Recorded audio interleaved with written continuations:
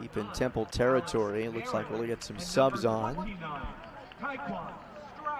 This is Taekwon Stroud entering the match for Temple. In addition, entering the match for Tulsa, number 24, Connor Grant. And so we understood we might see Connor Gramke as well. He is checking in too. There's Gramke on the right side of your screen, right in front of Andres Charles. Getting the kids in there is Tom McIntosh in a big match. Connor Gramke and Trace Ibrahim, a couple of true freshmen who have not played at all this year. Ibrahim nearly had his first goal of his career on his first touch. Torrijos out wide for Bromstead. High cross toward Ogbadem. Edge of the box, Jeffus. Jeffus again. Now Cashin. Low cross sent away by Kazamora and flicked out by Alex O'Leary for another corner. Temple is holding on with all that they've got. The pressure that Tulsa is bringing offensively, it's spooky, scary, to say the least. But honestly, just coming at them in numbers, and whether it's through crosses or breaking players down like we saw there, it's unfortunate to give up another corner kick. That's Tulsa's third of the half, but just out of pressure, I'm sure they were a little relieved that it wasn't in the back of their net in that moment. Ibrahim on the short option. Jeff is trying to go back post. It falls to Torrijos. Toward Cage. Kept alive again by Jeffus. Now Cohen. Kazamora. Around Barkley. Antoine. For Frendock. Temple trying to weave out of traffic, and now they have a chance forward. Ball played a little bit too far there.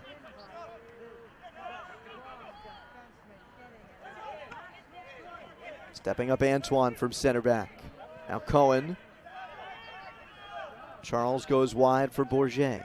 Now we're seeing some nice movement and possession from Temple, building up the field, able to get out of the fire on the other end, and now looking to take it to Tulsa. That's a big part of what they've got to bring, is some offensive pressure as well. Bourget with the cross. And flicked wide on the header.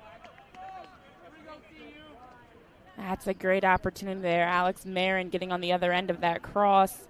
Wasn't able to head it towards goal, but, the best way to attack a team that's constantly attacking you is to give them the exact same type of chasing, or I should say, make them chase too. Stretch the field, work it around. We saw Temple swing the ball and find Bourget, who got that final cross, but that'll help relieve some pressure off of Temple's defense if they're able to continue to bring that offensively. And seeing Marin a little bit earlier in the match, he came in the second half on Wednesday. Here's Ibrahim, the true freshman. O'Leary, another freshman, takes it away. Trying to find Cashin down the right wing. Now Eigendal the other way. Trying to ward off Henry Sage.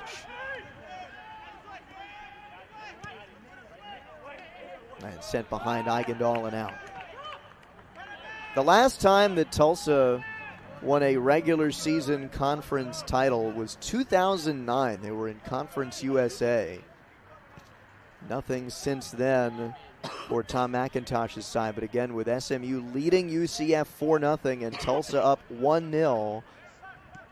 If those results hold, Tulsa will secure the #1 seed and its first regular season title since joining the American. Only goal of the match by Austin Schweiner. And Tulsa's had all the opportunities. Bromstead into the middle, under the foot of Gramke. For Barkley. Now Ibrahim. Off of Antoine with the left. Then flicked out into safety. So the freshman Ibrahim's now had a couple of opportunities, one on the edge of the 18 there, and the other one trying to volley a sidewinding kick in the middle of the 18. But he's had a couple of good chances to get his first career goal in his first match.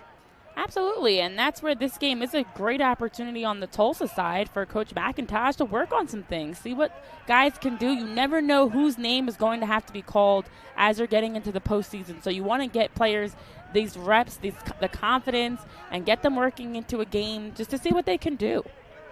Here's Jeffers, hounded by Marin.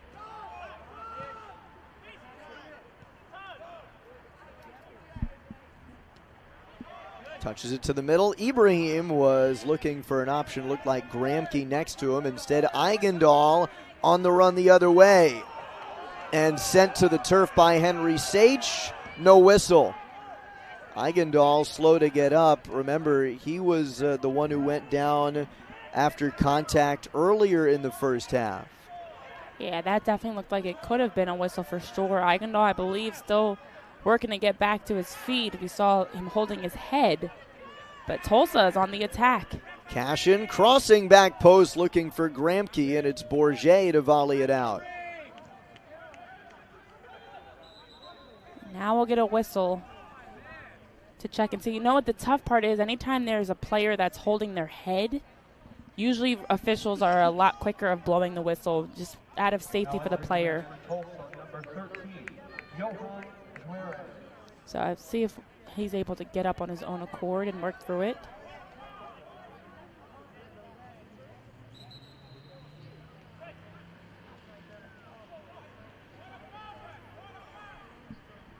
Meanwhile, John Juarez checking into the match for Tulsa. Now there is Mike Eigendal. Saw on your screen a moment ago. Definitely been a tough day for Mike Eigendal. We saw him get hit earlier in the face, as you mentioned. Saw him just now in that last play get knocked over, wanted a foul. But either way, he looks like he's going to be stepping off the field, and they may be checking on him. Definitely a physical game for him that he's been working through. Some serious bumps. Yeah, so Nigel Griffith will come in to replace Eigendal now at the end of the first half. Griffith, the freshman from Stroudsburg, Pennsylvania. This is Stroud playing it wide, looking for Griffith, but turned away by Bromstead. Bromstead coming forward for Barkley. Pressured by Frendock, who's called for the foul.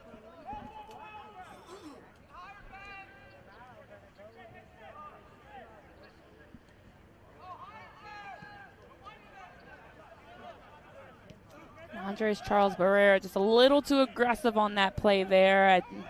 Threw his hands up. I think he was surprised that the foul was called, but we've seen a lot of fouls called so far to start this game, that's for sure. Already the 16th of the night, 8 for each side. And the only goal in the match, again by Austin Schweiner.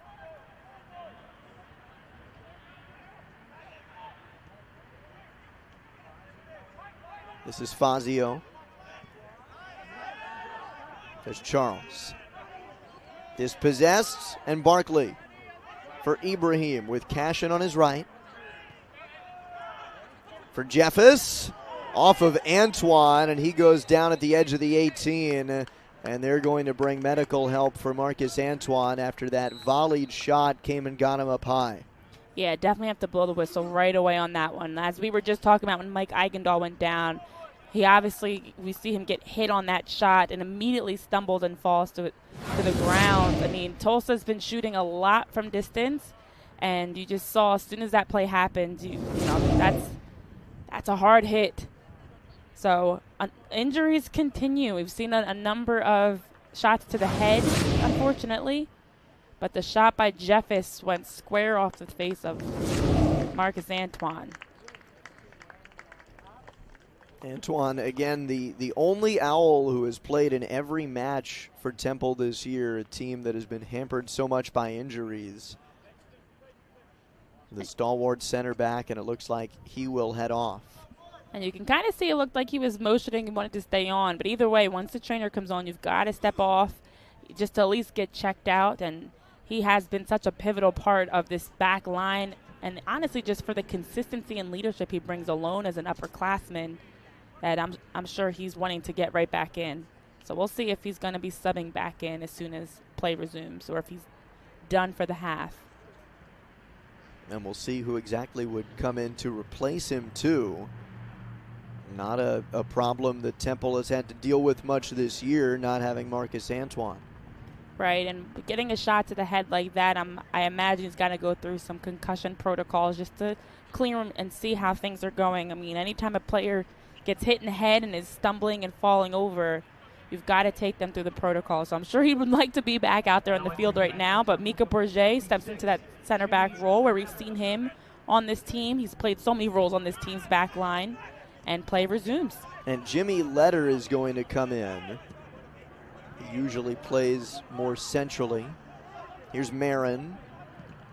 Crosses one off of Zinhart, and it's a Temple corner, their first of the match.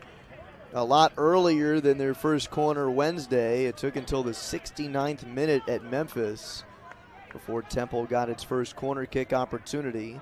Now Luka Kazamora will send it toward goal.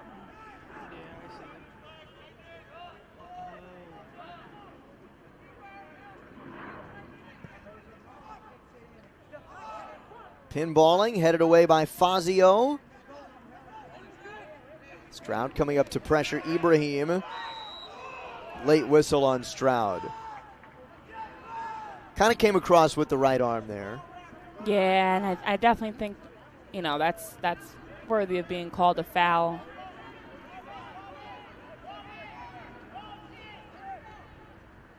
Now Fazio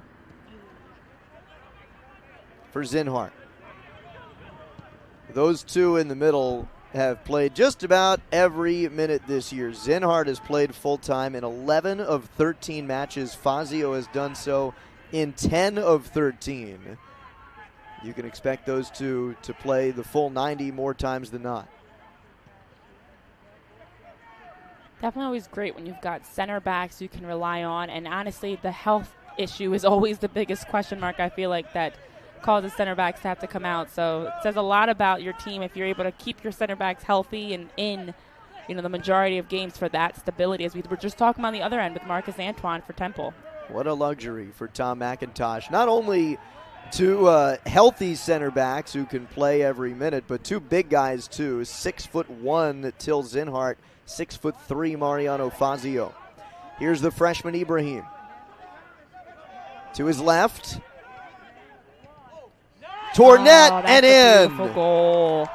And I was just going to say that Ibrahim has been doing a great job on that right side of just stretching Tulsa's attack, pulling Temple defenders with him, and does so there. Shifts it back across and is able to find Ben Barkley. Look at this composure. A lot of players would have tried to shoot it themselves. He makes the extra pass.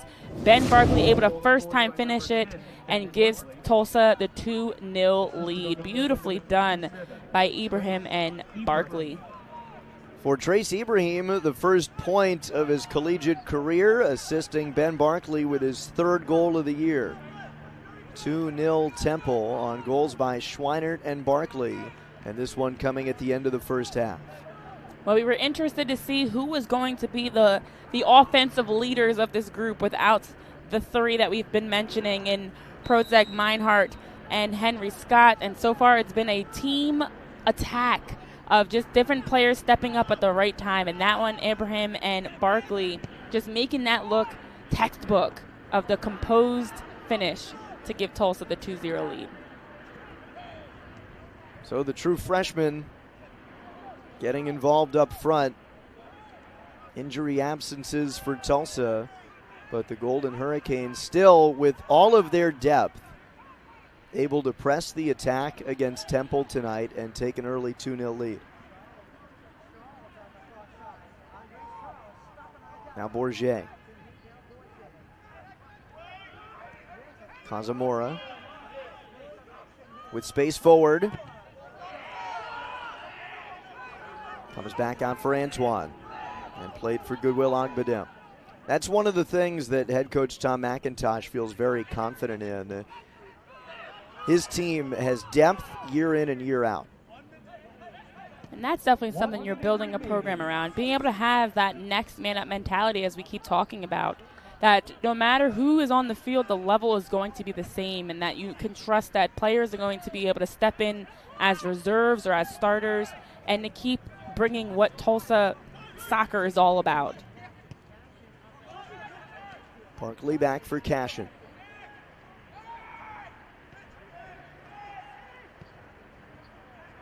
.30 seconds left in the first half.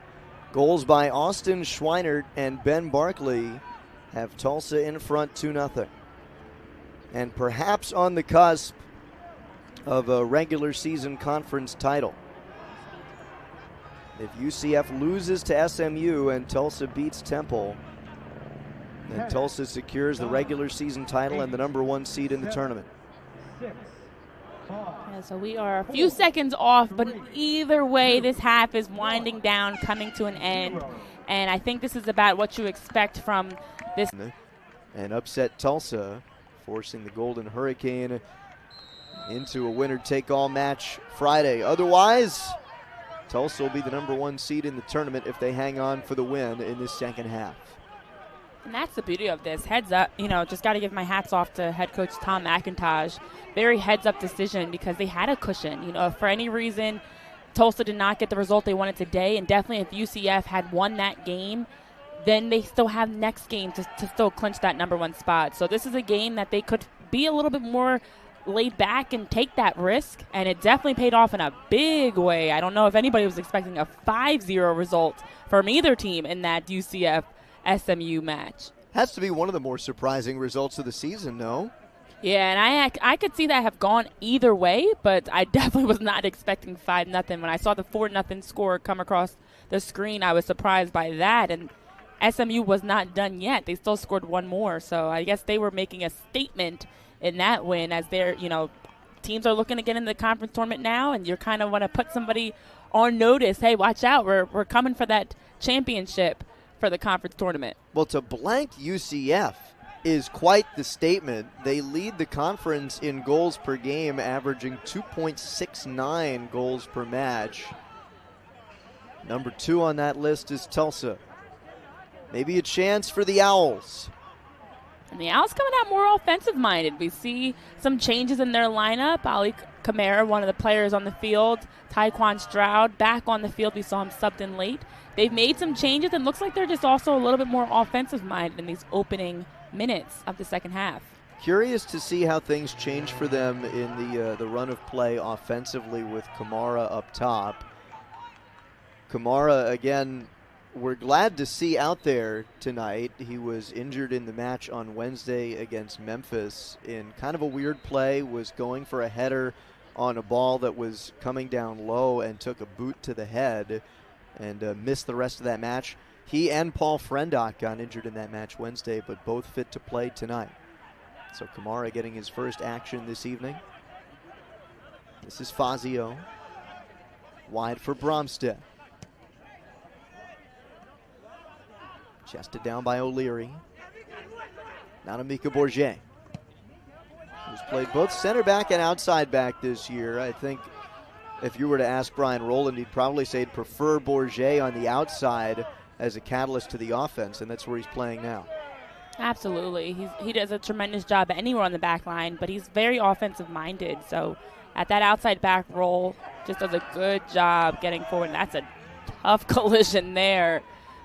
Both players able to get up, but it was Antoine and the freshman Connor Gramke for Tulsa who came together. Luckily both okay.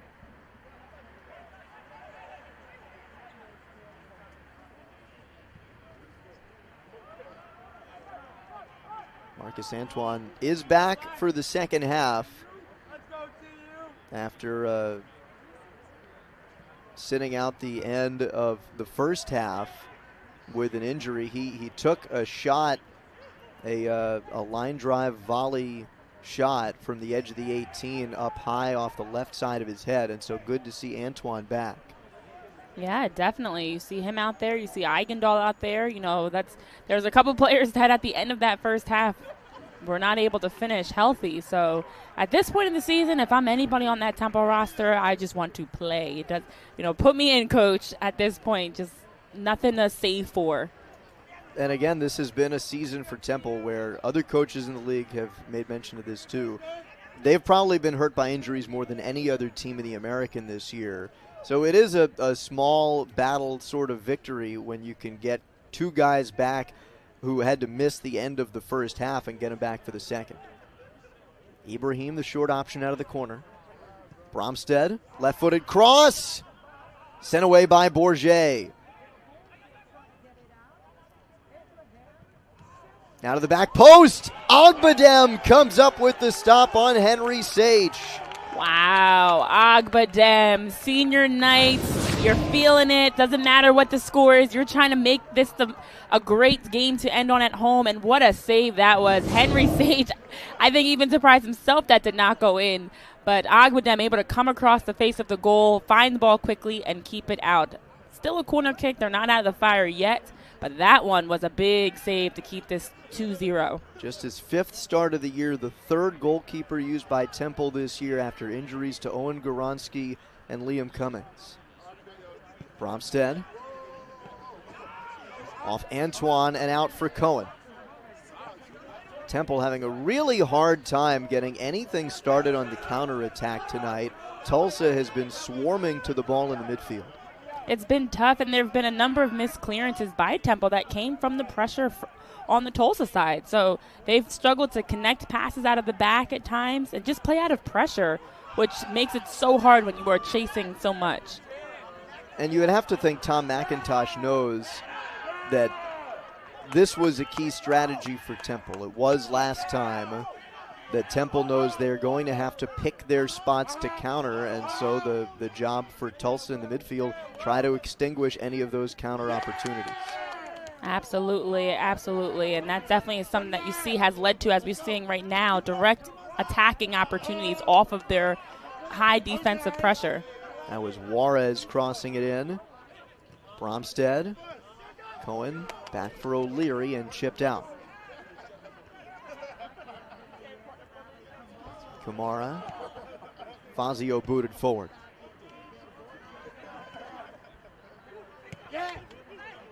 Bourget through the middle. This is Barkley, or rather Gramke, and fouled by Kazamura.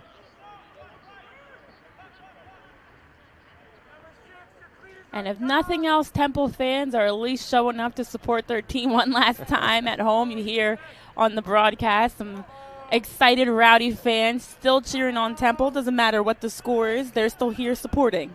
Over under on the number of Ted Lasso costumes tonight on Halloween. Well, we did have Ted Lasso night, which almost could have been tied in perfectly. Yeah, you could have saved that for tonight. Yeah. Back post. And it'll come out on the foul. That was Fazio who got tied up with Antoine. And so Mariano Fazio will get called for the foul.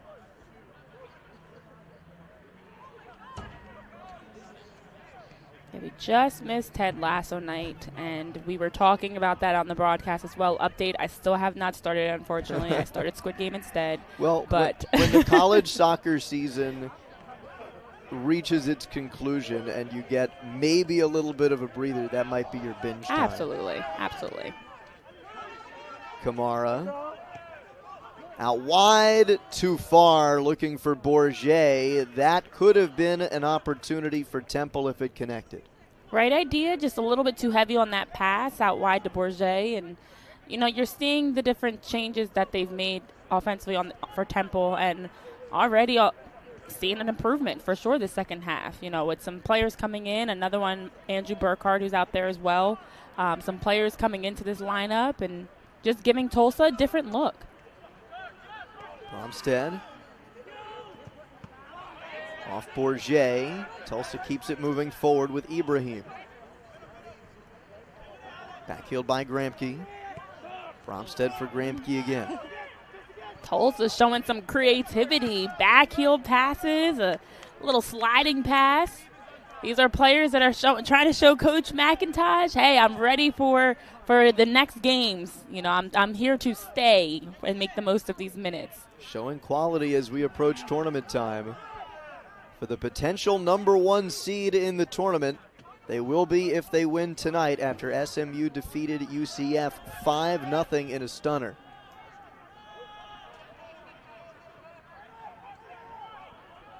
Jeffers hemmed in, and it'll stay with Tulsa. Now this is Temple's attempt, it looks like, to press higher up the field and pressure Tulsa. Do you think we're going to see a little bit more urgency from Temple on the press down 2-0? I think we have already started seeing it a little bit. I think we absolutely will. Because, if you've got nothing to lose, you want to just go out there and try to get a goal to start and see if you can go from there.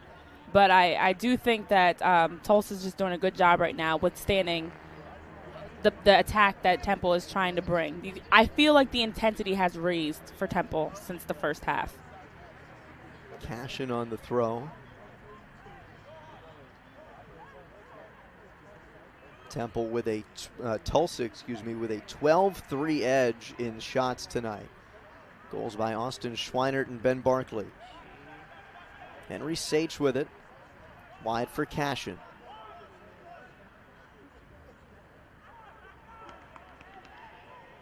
It'll stay with Tulsa. Bromstead in the middle. Gramke dispossessed by O'Leary.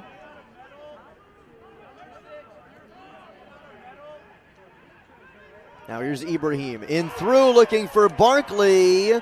Bourget with the contact. It was Barkley and Bourget coming together on that run, and the through ball from Ibrahim. Ooh. Barkley definitely wanted the penalty kick, and I don't know about that one. Their legs absolutely got tangled up. Both players going for the ball, and nobody had the better of position, which is why I think no whistle was called, because it could have gone either way. I know Tulsa's arguing for a PK, but Temple could have had a foul called as well. But I think with them both kind of being even and just tangled up, it's a good no call. 50-50 ball there for sure. Cashin with speed, tangled up by Stroud, and that will be a foul and a set piece at the edge of the 18. Taekwon Stroud chasing down Mitchell Cashin. This may come off of some frustration off of that last play. Taekwon Stroud just coming in from behind there. There's really no need to foul. Alex O'Leary is stepping just a little bit over aggressive. And, hey, you just got out of the last one without a whistle. But for Tulsa, they still are able to, in that very next play, get a free kick about 20 yards out in a really dangerous spot at the top of the D. Bromstead on the right side, a dynamic left foot. Ben Barkley is there as well.